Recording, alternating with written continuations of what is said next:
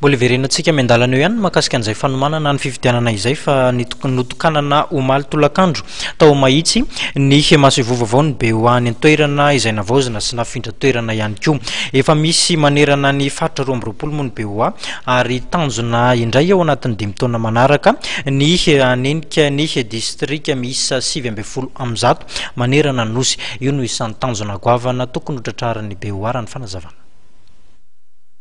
Ny BOA Madagascar no tambazotran'ny banky lehibe indrindra eto Madagasikara ary efa mahatratra 770 ireo maso ivony manerana ny nosy ary miezaka hatrany manakaiky ny mpanjifa ity banky ity. Ny fisian'ny maso ivony BOA eto mahitsy dia manampy ny olona izay eto amin'ny komina sy ny manodidina. Misa 770 sy 750 amin'izao ny mpanjifa eto anivony maso ivony banky eto mahitsy ity. Hatramin'ny Chine izy aloha zany ohatry ny afa-paserana izay le miaramila détachement any ambanivohitra satria raha olezandeo any Antananarivo zany zay hatramin'ny Chine teto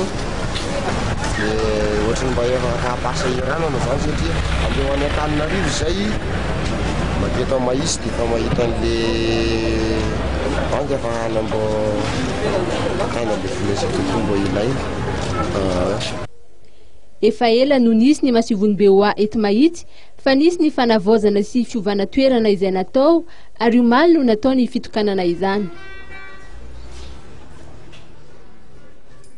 Ny BOA eto mahitsy aloha dia efa nisy hatramin'izay fa navozona izy dia nifondra toerana kely mbo mendrika izany amin'ny mpanjifa ety toerana izany hoe raha nisy tsy dia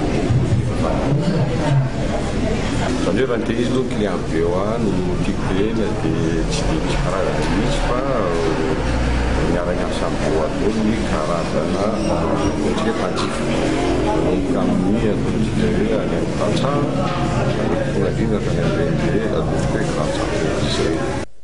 Mitovy amin'ireo tolotra samihafa manerana ny maso ivony BOA ny tolotra izay hita eto amin'ny BOA mahitsy araky ny voalazan'ny tale jeneraly BOA Madagasikara. Anisan'ny tolotra vaovao farany izay tsy misy afa-tsy eto amin'ny BOA Madagasikara ny prêt immobilier akany. Ny farany zany zao ny mpanjifa dia araky ny tanàna oriana koa misy hoe prêt immobilier akany. Dia gasy izy moa zany raha tsotsotra dia fampisamborambola entina anaovana trano. Ary izy io dia natokana ho an'ny karama isam-bolana ihany.